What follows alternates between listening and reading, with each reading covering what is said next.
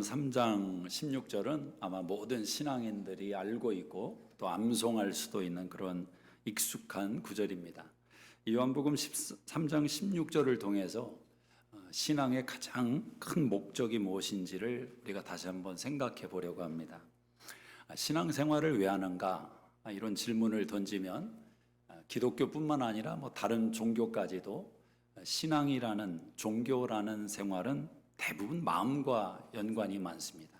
그래서 심신의 수련이라든지 또 마음의 평안이라든지 여러 가지 마음과 관련된 유익을 위해서 신앙을 결단을 합니다. 또 살아가다 보니까 삶에 고민거리도 많고 또 문제도 많고 그때 홀로 그 문제들을 이겨낼 수 있는 힘이 부족할 때 신앙의 힘을 기대기도 합니다. 그럼 우리가 믿고 있는 성경 속에서 신앙이라는 것은 어떤 목적으로 우리에게 다가오는가? 지금 말씀드린 이런 내용들이 다 신앙 안에 포함이 되지만 성경에서 가장 강조하는 신앙의 목적이 뭐냐라는 것입니다. 그것을 말해주는 것이 여러분이 읽은 요한복음 3장 16절입니다. 하나님이 세상을 이처럼 사랑하사 독생자를 주셨으니 이는 저를 믿는 자마다 멸망치 않고 영생을 얻게 하려 하심이라. 영생을 얻는 것이 신앙의 목적이다라는 것입니다. 영원히 사는 생명을 얻는 것이다. 천국과 지옥을 논하기 전에 명확한 진리를 우리는 알게 됩니다. 그것은 모든 사람은 반드시 한 번 죽는다. 이 진리입니다. 제가 예언 하나 하면 이 자리에 계신 분들은 100년 안에 다 죽을 것입니다. 100% 맞는 예언이겠죠? 사람은 성경이 말씀한 대로 70년 사는 것이고 강건하면 80년. 요즘은 시대가 좋아져서 90연수를 넘기는 분도 있지만 사실 80이라는 숫자를 넘어서게 되면 내일을 장담할 수 없다라고 대부분 이해를 합니다. 자, 그 죽음 후에 무엇이 있는가? 이것이 우리의 고민이 될 수 있습니다. 사후세계. 죽음 너머에 어떤 세계가 있는가? 여러 가지 견해가 있죠. 사후세계가 없다라는 사람들도 참 많습니다. 사람이 살다가 죽으면 끝이지. 무슨 죽음에 또 너머에 삶이 있는가? 우리 같은 신앙인들은 죽음 너머에 분명히 또 다른 삶의 세계가 있다고 믿습니다. 천국과 지옥이 있다고 확실히 믿습니다. 근데 그 중간에서 애매한 분들도 있을 것 같습니다. 잘 모르겠다. 교회를 다니면서도 사실 이 세 번째 부류의 사람들도 꽤 많을 수 있습니다. 가본 곳이 아닌데 어떻게 확신할 수 있느냐라는 겁니다. 사실 인간적으로 보면 이 세 번째가 제일 일리는 있습니다. 가보지 않았는데 100% 있다고 말할 수 없고 100% 없다고 말할 수도 없는 것입니다. 어떤 사람들은 그런 생각을 할 수 있습니다. 아니, 지금 삶도 살기가 버겁고 힘겨운데 죽음 넘어까지 고민하며 지금 스트레스를 받아야 되느냐. 근데 여러분, 죽음 너머의 삶이 지금 여러분의 삶과 관계가 없다는 생각이 사실은 어리석은 생각입니다. 사람은 이 세상에 태어나기 전에 엄마의 모태라는 곳에서 10달의 세월을 보냈습니다. 그 삶을 살아갈 때 누가 이 세상에 있을 걸 엄마 모태에서 알았겠습니까? 그러나 태어났고 또 다른 70년, 80년의 세월을 살아가는 것입니다. 요즘 미국에서 한참 논쟁인 낙태를 두고 논쟁이 벌어지고 있죠. 각 주마다 법적인 싸움이 벌어지기도 합니다. 텍사스에서 낙태를 금하는 법이 통과되자 미국 전역에서 깜짝 놀라는 것입니다. 그런 문화와 시대가 됐다는 것이 어찌 보면 우리의 안타까움이죠. 이 시대가 그만큼 성경의 정신에서 사실은 멀어져 있습니다. 여성의 인권의 문제와 태아의 생존권이라는 이 두 가지의 첨예한 주제가 대립을 할 때 사실은 보이지 않는 어머니 모태 속에 있는 태아의 인권보다 지금 오늘을 살아가는 지금 현실의 큰 문제 앞에 직면한 여성들의 인권을 세상은 더 손들어주고 환영하는 것 아니겠습니까? 자, 그런데 거기에는 어떤 사고를 배제하고 있는 것이냐면 이 가치관이 그 속에 숨겨져 있는 겁니다. 사람의 삶이라는 것을 어디서부터 어디까지 규정할 것이냐라는 것입니다. 우리가 믿고 있는 성경은 사람이 태어나는 순간부터 죽는 순간까지만의 삶이 아니라 어머니 모태 속에 있었던 그 순간도 한 사람의 삶이고 또 죽음 후에 살아갈 삶에 대해서도 한 사람의 삶의 연속성으로 말을 하는 겁니다. 이것이 성경의 가치관인 겁니다. 그래서 굳이 어머니 모태에서 10달이라는 삶을 살게 하신 이유를 우리가 살아가는 70년, 80년의 여정 속에서 깨달아야 됩니다. 그것은 우리가 사는 삶의 저 너머에 또 다른 삶이 있음을 성경이 가르쳐주고 있는 현장이기도 하다라는 것입니다. 이와 같은 경계선에서 철학자 파스칼이라는 분은 팡세라는 책에서 이런 논리를 폈습니다. 그의 논리를 우리식으로 이해를 한다면 이런 표현이 가능할 것 같습니다. 인생을 위해서 보험을 들어라. 어디서 와서 무엇을 하다가 어디로 가는지 알지 못하는 인생이 보험 없이 어떻게 살아가려고 하느냐? 보험을 들어라. 이런 논리를 그가 펴고 있다고 생각합니다. 여러분, 보험을 왜 드는 것입니까? 보험은 가정적인 사건에 대해서 준비하는 마음입니다. 사고가 났을 때 그때 내가 감당할 수 없는 일이 벌어질 때 이 보험을 통해서 그 미래의 사건을 해결받으려는 결정 아니겠습니까? 어떤 사람들은 미래의 사건인데 그걸 위해서 지금 내가 희생할 수 없다. 보험을 안 들을 수도 있고 또 보험을 전체를 커버하는 보험이 아니라 지금도 내가 경제적으로 쪼달리는데 그냥 기본적인 라이어빌리티만 들겠다. 그럴 수도 있습니다. 그러나 아무 문제가 일어나지 않으면 사실은 보험은 그대로 끝나는 거지만 어떤 문제가 벌어지는 순간 그때는 모든 결정에 대한 책임이 달라지는 겁니다. 한 번의 결정으로 한 번의 사건으로 인생이 흔들릴 수 있는 위험성, 그걸 막는 게 보험 아닙니까? 그런데 왜 인생에 대한 보험을 들지 않는가? 인생의 보험은 마치 이런 것입니다. 천국이 있다고 믿어라. 지옥이 있다고 믿어라. 그렇게 믿고 살았는데 천국과 지옥이 죽으니까 없더라. 없으니까 없는 것으로 끝나는 것 아닙니까? 아니, 없는데 내가 인지하지도 못하겠지요. 없으면 그냥 무로 돌아가는 것입니다. 그러나 파스칼의 말은 이것입니다. 만약 있으면 어떻게 할 것이냐. 그때는 넣는다는 것입니다. 그래서 50대 50이지만 수학적인 논리로 사실은 어느 쪽도 손을 들어줄 수 없는 사실이지만 그러나 있다고 믿는 것이 훨씬 더 지혜로운 것이다. 이성적인 사람들을 설득하려고 하다 보니까 다소 무리가 있는 논리일 수도 있지만 우리가 충분히 공감할 수 있는 생각입니다. 중요한 것은 이겁니다. 죽음 후의 세계를 준비하라. 오늘 이 자리에 계신 우리 수정교회 성도님들 이 한 주를 살아오면서 한 번이라도 천국이라는 단어 떠올려 보셨습니까? 이게 사실 쉽지 않은 일입니다. 많은 신앙인들이 천국이라는 단어가 그렇게 와닿지 않습니다. 그러나 이것은 좀 무겁게 이야기를 하면 굉장히 위험한 신앙의 상태에 놓여 있다라고 해도 과언이 아닙니다. 왜냐하면 그 삶은 나의 삶과 별개의 삶이 아니라 나의 삶의 결정적인 삶이기 때문에 그렇습니다. 아마 나이가 이제 30대가 넘어서 인생을 살아가면서 가정적인 거지만 내가 만약 학창시절로 돌아간다면 내가 초등학교는 너무 어리고 중학교, 고등학교로 돌아간다면 무엇을 가장 바꾸고 싶습니까? 그때로 돌아간다면 무엇을 제일 열심내시겠습니까? 이런 질문을 받으면 의외로 어떤 대답이 맞냐면 내가 그때로 돌아가면 원 없이 놀아보겠습니다. 그런 분은 없더라고요. 그런 분은 없어요.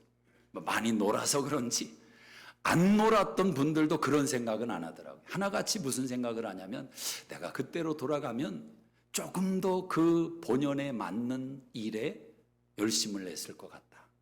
뭐 학창시절이니까 공부, 이게 대부분 그 생각이 올 수도 있죠. 여러분 왜 그 생각을 하는 겁니까? 살아보니까 그때에 내가 살았던 삶이 그것으로 끝나는 게 아니라 지금 오늘 내가 살아가는 이 삶에 연결되어 있음을 늦게서야 확인한 겁니다. 그래서 이왕 내가 그때 그렇게 살았더라면 지금 이렇게 되지 않았을까? 뭐 그런 생각을 하게 되는 거예요. 연장선에서 오늘 여러분이 살아가고 있는 하루하루의 삶은 여러분의 미래와 연결되어 있습니다. 여러분의 사후세계와 연결되어 있습니다. 그 이야기를 성경이 우리에게 말씀하고 있습니다. 천국과 지옥이 없다면 어떻게 살겠습니까? 본능이 주도하는 대로 살겠죠. 어떤 분들은 그럽니다. 천국과 지옥이 없어도 사람은 사람답게 살 겁니다. 도덕과 윤리적으로 고상한 삶을 살 겁니다. 저는 그런 말 하는 분들을 보면 이해가 안 됩니다. 아니 죽음 너머에 아무것도 존재하지 않는데 왜 인간답게 왜 살아야 됩니까? 한 번뿐인 인생을 본능이 주도하는 대로 다른 사람의 것을 빼앗아서라도 욕심내게 내 인생에 더 많은 것을 누리며 살아야지 죽음 너머의 세계가 없는데 왜 인간적으로 살고 도덕적으로 왜 살아야 됩니까? 마치 그것이 가치의 기준인 것처럼 말하는 그 사람들은 자기도 모르게 죽음 너머의 세계가 끝이 아니라는 것을 본능이 고백하고 있다라는 거죠. 사람이 죽음 너머의 세계를 인정하지 않으면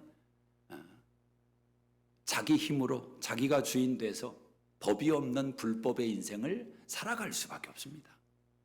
LA에서 15일에 이런 일이 있었더라고요. 밤 0시 40분에 100명 정도가 한 그 LA에 있는 편의점에 밀어닥쳤습니다. 막 들어와서 닥치는 대로 물건들을 막 집어서 밖으로 나가는 겁니다. 이게 다 CCTV에 이제 찍힌 겁니다.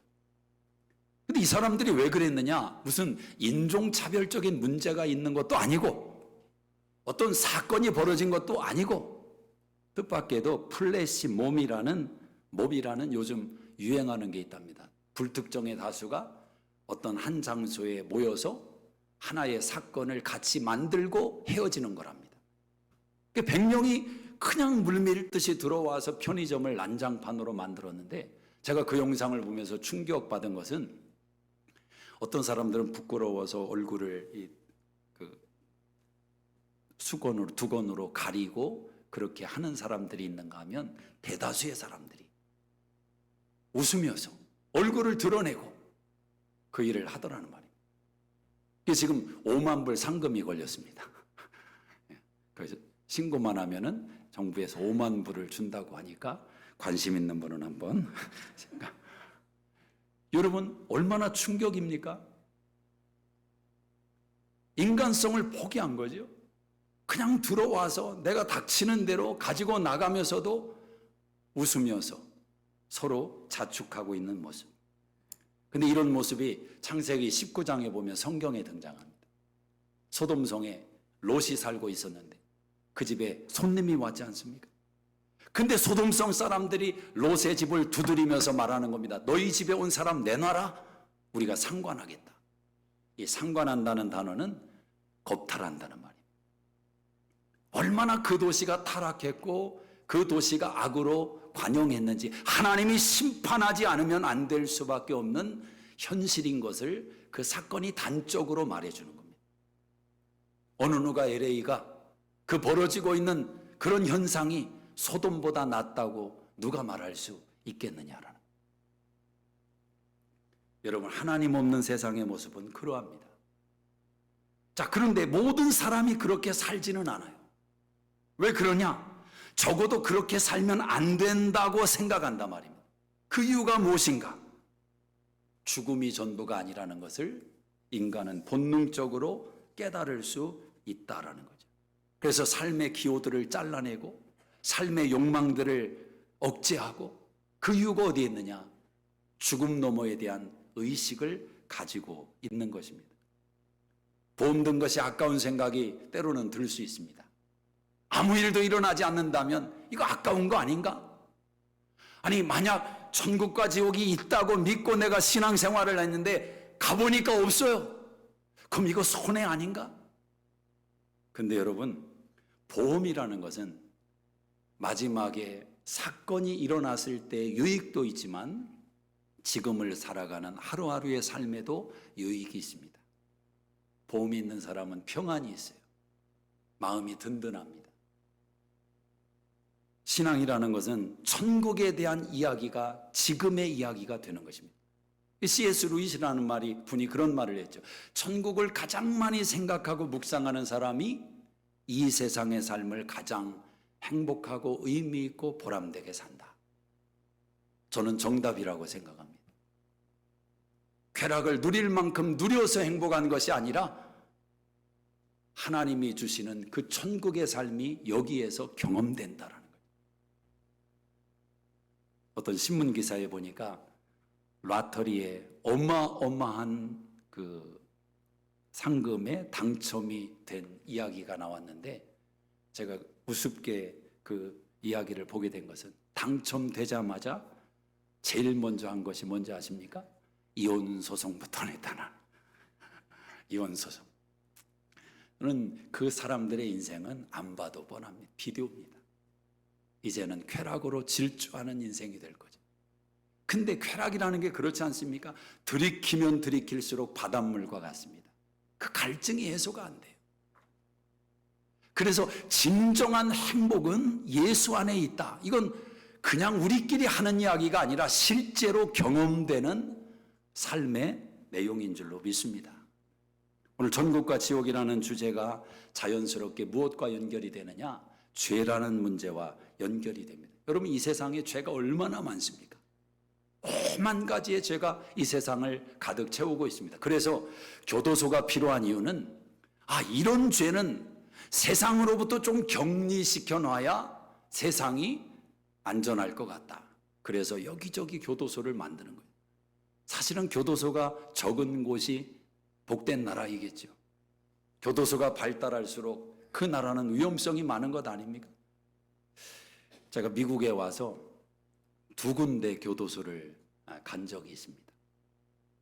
제가 간 건 아니고 신방을 간 거예요. 교도소라는 게 가면은 유리로 탁 이렇게 방음하게 돼 있어서 거기 전화기를 이제 붙들고 서로 대화를 하는데 이게 또 전화기가 안 되는 게 있어요.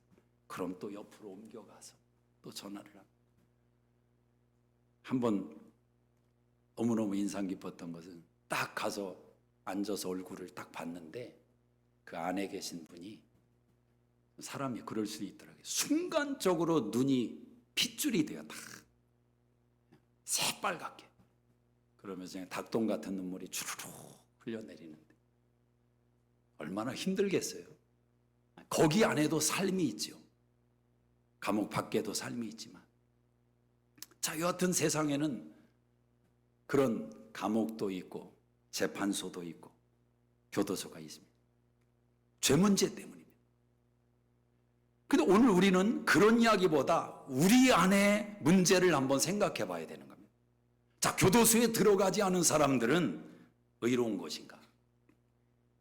세상 법은 눈에 보이는 죄를 가지고 안과 밖을 결정짓지만 오늘 우리가 믿고 있는 신앙 안에서 하나님은 눈에 보이지 않는 문제까지도 하나님은 주시하고 계시다라는 겁니다. 한 번은 예수님이 큰 시험에 든 적이 있어요. 사람들이 예수님에게 어떤 여인을 데리고 왔는데 이 여인이 간음하다가 현장에서 잡힌 여인입니다. 모세 율법에는 그런 여인은 돌로 쳐서 죽이라고 명령되어 있습니다. 사람들 손에 돌멩이가 다 잡혀 있습니다. 예수님에게 한 사람 리더격이 묻는 것입니다. 예수님, 이 여자가 간음하다 현장에서 잡혔는데 모세 율법에 이런 여자는 돌로 쳐서 죽이라고 했습니다. 예수님 어떻게 하면 좋겠습니까? 아주 괘씸한 질문이죠. 예수님을 수레에 딱 걸고 올무에 빠뜨리는, 이럴 수도 없고 저럴 수도 없고. 만약 예수님이 용서해 줘라 그렇게 말씀하면 대번 소리칠 겁니다. 모세 율법을 어기는 자라고. 우리는 모세를 우리의 조상으로 하나님의 말씀을 전해준 자로 받들고 있는데 이 사람 예수는 모세를 어기는 자다. 예수님을 올무에 빠뜨리는 거예요. 만약 예수님이 돌멩이를 던져라, 모세 율법대로 돌멩이를 던져라, 그럼 또 사람들이 소리칠 겁니다.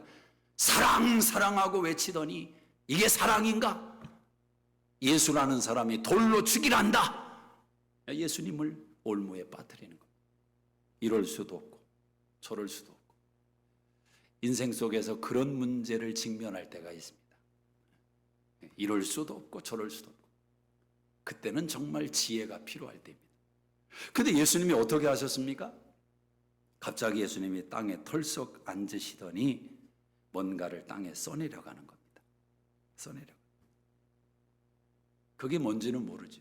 어떤 분들은 또 그걸 연구하는 분들이 있습니다. 예수님이 쓰신 게 뭐냐? 그래서 어떤 분은 예수님이 죄의 목록을 열거하셨다.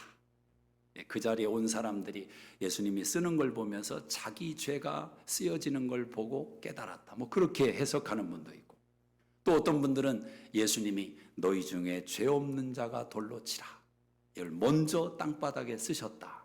그러기도 하고, 또 어떤 분들은 예수님이 기도문을 쓰셨다. 뭐 예수님이 알파벳을 쓰셨는지도 모르죠. 뭘 썼는지는 몰라요. 그런데 여러분, 중요한 것은 예수님이 무엇을 쓰셨느냐가 중요한 게 아니라 예수님의 행동입니다. 예수님의 행동. 예수님은 기가 막힌 지혜의 근원이 되시는 분입니다. 예수님이 그 행동을 통해서 어떤 것을 얻어내셨느냐? 사람들의 시선을 그 여인에게서 예수님에게로 주목시킨 겁니다. 사람들은 지금 다 여인만 보고 있습니다.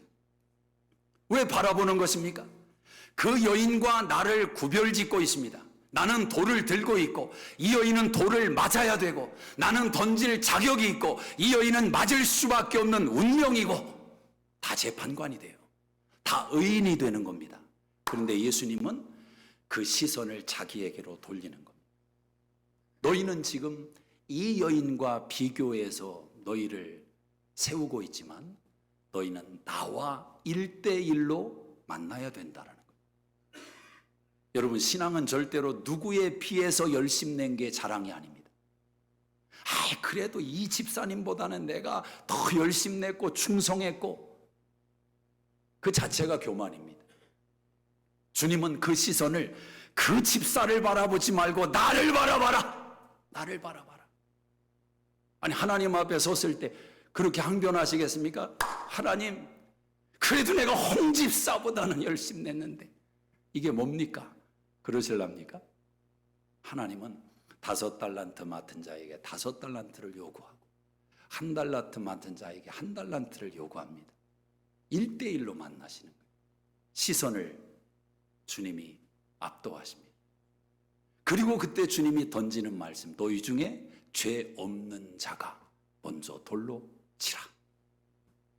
어떻게 했습니까? 한 사람씩 돌멩이를 바닥에 다 내려놓고 주랭랑을 쳤어요.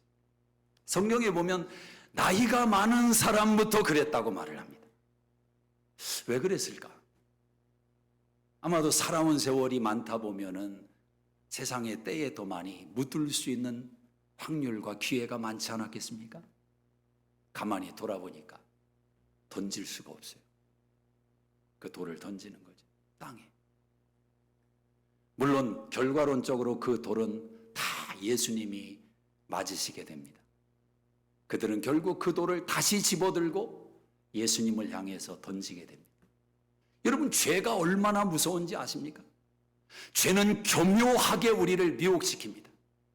그래서 이만한 죄와 요만한 죄. 죄는 아주 간교하다 말입니다. 우스갯소리가 있어요. 예수님이 제자들에게 하루는 높은 산을 올라가라고 하시면서 땅 아래에서 돌멩이 큰 걸 하나씩 좀 들고 와라, 그렇게 분부를 하셨습니다. 그래서 제자들이 다 순종하는 마음으로 큰 돌을 이렇게 들고 가는데, 들고 가다 보니까 꾀가 나는 거죠, 꾀가.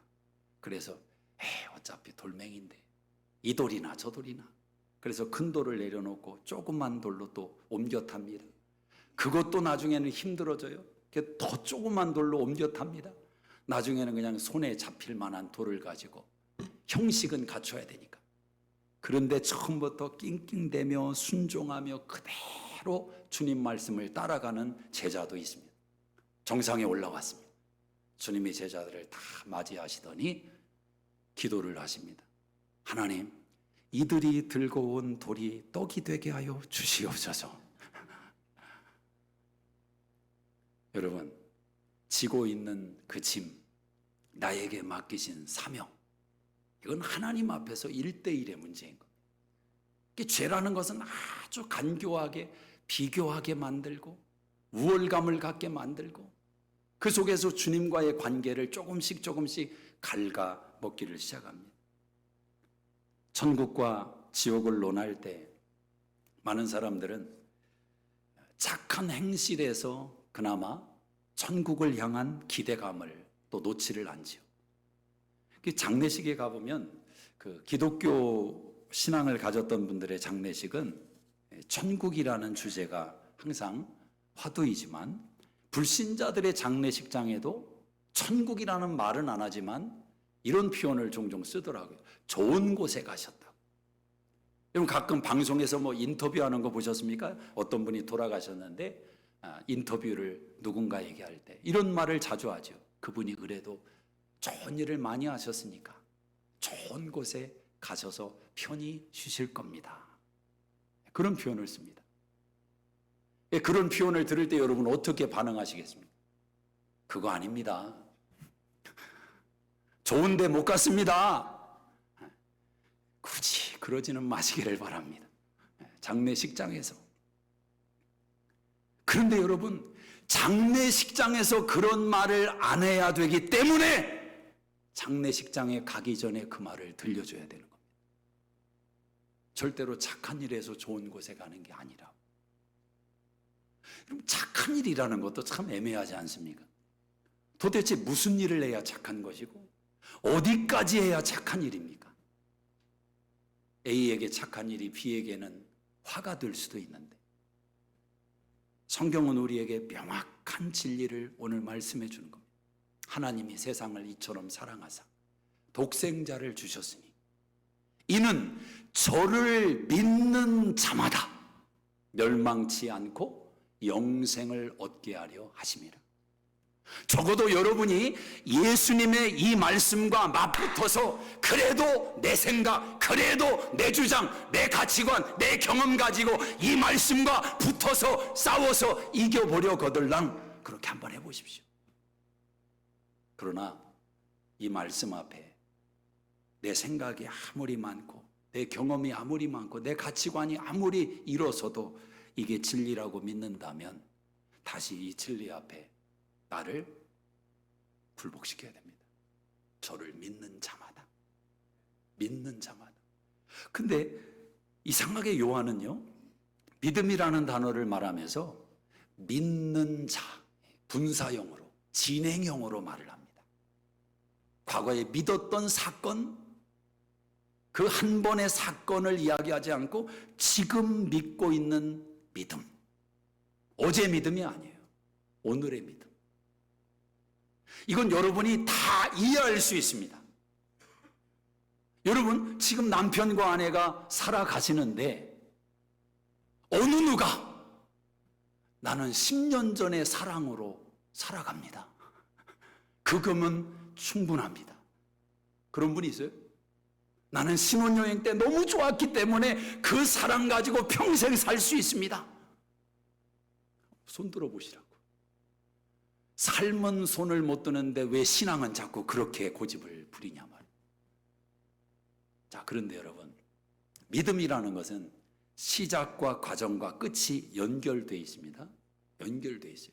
그래서 과거의 믿음이 아니라 오늘의 믿음이 돼야 돼요. 심지어는 장래의 믿음이 오늘의 믿음을 이끌어가야 돼요. 최고의 능력은 미래에서 오는 겁니다. 장래에서 오는 거예요. 가장 강력한 여러분의 인생의 힘은 어디에서 오느냐? 과거에서 오는 게 아니에요. 감사도 내가 수많은 은혜를 겪었던 과거 속에서 감사를 길어내지만 진짜 감사는 미래에서 오는 겁니다. 장래에서 오는 거예요. 이건 감당할 수 있는 힘이 없습니다. 천국의 신앙이라는 것이 바로 거기에 비밀이 있는 거예요. 과거에도 사랑했지만 오늘 사랑해야 되는 거죠. 지금 사랑해야 되는 거죠. 그래서 지혜로운 사람들은 확인을 한 번씩 합니다. Do you love me? Do you love me? 지금도 사랑하냐고. 지금도 그 사랑이 변치 않고 있냐고. 보여달라고. 하나님은 요한을 통해서 그 사실을 우리에게 확인시켜 줍니다. 자, 그런데 이 믿음이라는 단어가 그렇게 간단한 단어가 아니라는 거죠. 믿음이 뭐냐? 많은 이야기를 알 수 있지만 오늘 이 본문을 통해서만 이해를 한다면 믿음은 통로와 같은 겁니다. 통로. 그래서 이 믿음의 통로를 통해서 하나님의 의로우심과 하나님의 선하시고 기뻐하시고 온전하신 뜻이 우리 안에 찾아와서 우리 것이 되는 겁니다. 그리고 우리의 모든 죄와 연약함이 예수님에게 다 전가가 되는 겁니다. 옮겨가는 거예요. 그래서 우리는 마치 하나님의 의를 덧입은 인생처럼 깨끗함을 주장할 수 있는 인생이 되었고, 예수님은 죄가 없으신 예수님이 세상의 모든 죄를 다 짊어지시고 자신이 죄인 된 것으로 십자가에 달려 죽으셨단 말이죠. 믿음은 그 둘의 관계성을 연결시켜 주는 것입니다. 그래서 복음은 간단하죠. 예수를 믿으면 영생을 얻습니다. 이건 진리입니다. 어린아이에게는 더 깊은 설명은 필요 없어요. 처음 복음을 전하는데 뭐 너무 복잡한 얘기할 게 없는 거죠. 예수 믿으면 영생을 얻습니다. 그 말에 하나님의 성령께서 역사하시면 받아들인다니까요. 구원받기로 작정하신, 하나님이 구원하기로 작정하신 사람은 그 한마디 말에 인생이 무너진다니까요. 그러나 그 예수를 받아들인 후부터 그것으로 끝나면 안 됩니다. 그게 믿음에 담겨 있는 또 하나의 비밀이다라는 거죠. 여러분, 믿음 속에는 신뢰라는 속성이 담겨 있습니다. 믿으면 신뢰하는 거예요. 신뢰하면 맡기는 겁니다. 믿으면 신뢰하고 신뢰하면 맡긴다. 저는 어렸을 때 이발소를 다녔습니다. 미장원도 있었지만 그 당시만 해도 남자가 미장원 가면은 큰일 나는 줄 알았지. 이발소를 어린 나이에 갔는데 키가 작으니까 옛날에 그 이발소에 있는 기구가 있어요. 그 의자에 앉으면 이발사 아저씨가 어렵지요. 그래서 어린아이들에게는 옆에 이렇게 나무판을 갖다가 딱 중간에 깔아줍니다. 그럼 거기에 이제 올라가면 똑같이 머리 깎는 거 아닙니까? 그 이발소 아저씨가 저한테 하셨던 말씀, 아주 유명한 말씀이 있습니다. 장표야, 네 머리를 깎으면 어른 2명 몫을 깎는 것이다. 머리가 컸고 또 머리숱이 많고 이 머리가 말총머리처럼 아주 굵은 거 있잖아요. 그래서 그런 소리를 들었는데, 이 머리를 다 깎고 나면 이제 비누 거품을 이렇게 내죠. 붓 같은 걸로. 겨울에는 또 난로에다가 이렇게 따뜻하게 해서 그걸 가지고 이제 머리 깎은 둘레를 탁 비누칠을 하는 거 아닙니까? 그리고 면도 날로 아주 깔끔하게 이제 정리를 하죠. 근데 재밌는 것은 그 이발기구 옆에 긴 가죽끈이 있어요. 긴 가죽끈에다가 그 면도날을 몇 번 싹쓱 이렇게 하는 걸 굳이 제가 봐야 되는 겁니다.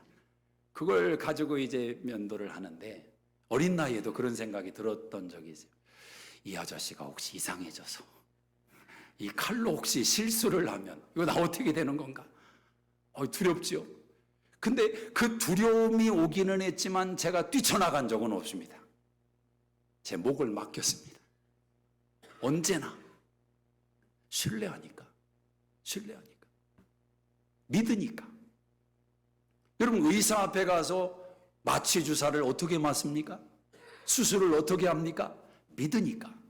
그 권위를 믿으니까. 믿으면 맡긴다니까요. 맡기는 분량도 믿음에 따라서 달라집니다. 저는 제 집사람에게 핸들을 맡깁니다. 제 집사람이 저를 대신해서 운전하고 제가 옆에 앉아서 편하게 눈을 감고 갈 수 있어요. 저는 맡깁니다. 로컬에서만. 하이웨이는 절대 못 맡깁니다. 못 믿으니까. 맡길 수 있지만 분량이 다르다니까요. 여러분, 이곳에 모여있는 여러분들이 하나님을 다 믿고 하나님을 섬기고 하나님 신뢰하고 맡기지만 여러분의 맡김의 분량은 다 다릅니다. 믿음이라는 것은 내가 맡길 수 있다라고 생각을 하지만 사실은 상대방에 대한 권위가 나를 얼마만큼 압도하고 있느냐가 맡김의 근거가 됩니다. 그래서 믿음은 우리 안에서 나올 수 없다고 성경이 말을 하는 겁니다. 하나님의 선물이다. 하나님의 선물이다. 근데 여기서 또 어려운 점이 뭐냐면 성숙한 신앙은 이 문제를 넘고 가야 됩니다. 하나님이 주시는 거면 그럼 나는 뭡니까? 가만히 있어야 되는 겁니까? 성경은 그렇게 말씀하지 않는다는 겁니다. 하나님이 주시는 믿음인데 그 믿음에 대해서 우리의 책임을 성경이 또한 강조하고 있더라는 거죠. 우리를 구원하시는 믿음, 그 믿음은 예수를 영접하는 순간에 일어나는 것입니다. 이건 순간적인 거예요.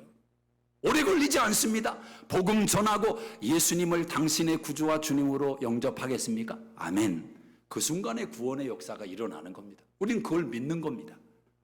뭐 이게 한 달 걸리고 1년 걸리는 게 아니에요. 그 순간에 결정이 일어나는 겁니다. 물론 그 구원을 이루기 위해서 하나님이 창세전부터 그 인생을 향한 계획을 가지고 있었다는 배경이 또 있겠죠. 근데 구원의 역사는 우리에게서 순간에 일어납니다. 그런데 그렇게 구원받은 인생이 그 예수를 닮아가는 거룩의 구원은 시간이 걸립니다. 어제 성품학교를 하면서 제가 교사분들에게 그렇게 도전을 했습니다. 사람이 바뀔까요? 안 바뀔까요? 여러분도 한번 답을 해보시기 바랍니다. 스스로. 사람이 바뀔까 안 바뀔까? 많은 분들이 교회 다니는 분들은 체면상 이렇게 대부분 이야기합니다. 바뀔 수 있습니다. 그런데 잘 안 바뀌더라고요. 경험을 해보니까 안 바뀐다고 말하면 이게 뭔가 그렇고 바뀐다고 말은 하지만 많이 못 본 거죠. 근데 여러분, 사람은 바뀝니다. 아멘이십니까? 바뀌어요. 근데 그 말이 정답이에요. 오래 걸려요, 바뀌는 게. 믿음은 예수를 영접하는 순간 구원을 얻지만 그 사람의 기질과 성품이 예수를 닮아가고 거룩해지고 예수 믿는 신앙의 모습, 향기를 드러내기까지는 오래 걸린단 말이에요. 이 오래 걸리는 모습을 사도 바울은 뭐라고 표현했냐면 어린아이 신앙이다. 고린도 교회 성도들을 향해서 너희가 어린아이 신앙이다. 그렇게 표현을 합니다. 여러분, 이런 고민이죠. 목사님, 교회는 다니는데 예수 믿는다고는 하는데 삶이 엉망이에요. 그런 사람을 어떻게 믿음으로 구원 얻는다, 그 말만 가지고 어떻게 확증할 수 있습니까? 제가 그런 질문을 받을 때마다 충분히 공감이 됩니다. 근데 여러분, 그 질문에 대해서 성경은 두 가지로 답을 합니다. 두 가지. 첫 번째 답은 뭐냐? 그가 말하는 믿음이 거짓 믿음일 수 있다. 이것이 성경의 첫 번째 답입니다. 가룟 유다, 예수님 따라다니면서 좋은 얘기는 제일 많이 했는데 그의 믿음은 가짜 믿음이었다. 성경에 말씀하는 첫 번째 진단이에요. 그 첫 번째 진단은 정말 무서운 거죠. 그러나 그건 조금 옆으로 돌려놓고 두 번째, 많은 신앙인들이 직면하고 있는 내용이 두 번째라고 봐요. 어린아이 신앙이다. 믿음이 있어요, 분명히. 그 고백을 주님이 받으셨어요. 근데 아직 옛날의 기질과 성품과 죄의 습관을 버리지를 못해. 버렸다가 또 돌아가고, 버렸다가 돌아가고. 왜 그러냐? 이게 이제 중요한 겁니다. 여러분, 믿음은 예수를 구주와 주님으로 순간적으로 영접하지만 우리의 성품과 기질은 습관 속에서 훈련되고 훈련돼야 변하는 것입니다. 훈련되고 훈련돼야 변하는 것. 기도만 열심히 했다고 변하는 게 아니라 훈련돼야 된다. 훈련. 그래서 성품학교에 들어와야 되는 겁니다. 어른들도 아직까지도 변하지 못한 기질 때문에 관계성 속에서 늘 어려움을 겪는 분이 있다면 여러분이 그 문제를 심각하게 생각하고 그 문제가 여러분 인생의 행복을 갉아먹는 작은 여우와 같은 내용이니까 그 문제를 가지고 한 2달 정도, 3달 정도 집중적으로 훈련을 해보십시오. 훈련을. 자꾸 부정적인 기질이 있죠. 그래서 가까이 사는 사람들이 와이프가 남편에게 여보, 왜 당신은 그렇게 부정적으로만 봐?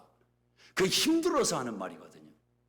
똑같은 것도 애들에게 좋은 말 해줄 수 있는데 왜 당신은 이상하게 이렇게 뒤틀려서 보냐?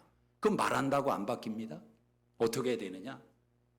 이를 악물고 3달 동안 감사합니다. 칭찬을 하는 거죠. 좋은 면을. 의지를 가지고 그렇게 해야 조금 변할까 말까요? 그런데 가만히 둔다? 그대로 돌아가는 겁니다.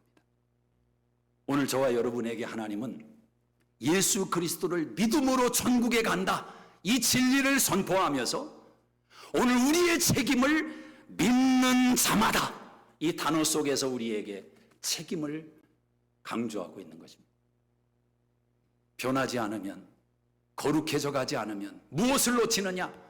하나님이 나를 구원하셨다는 그 구원의 감격을 맛볼 수가 없습니다. 그러나 날마다 조금씩 변해가면서 거룩해져 가는 믿음의 행진을 이어가는 사람은 어떤 축복을 받느냐? 나를 구원하신 그 은혜와 사랑의 무게와 그 깊이와 그 높이를 깨달아 알기를 시작합니다. 감격이 임하기를 시작합니다. 그래서 그 사람의 하루하루의 삶이 천국의 삶으로 변해가기를 시작합니다. 천국은 어떻게 갑니까? 믿음으로 갑니다. 구원하는 믿음, 거룩해 하는 믿음. 기도하겠습니다.